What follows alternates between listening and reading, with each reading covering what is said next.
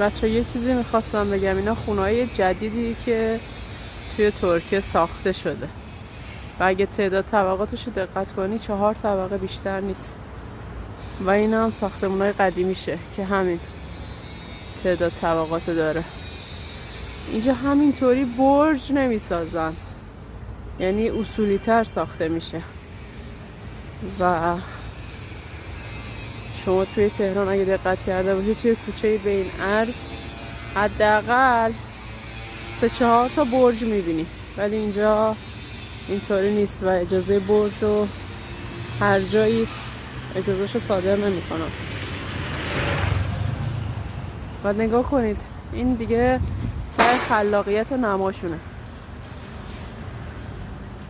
ته هنر نماییشونه. حالا اگه وارد خونه هاشون هم بشی نقشه های فوق العاده افتضاحی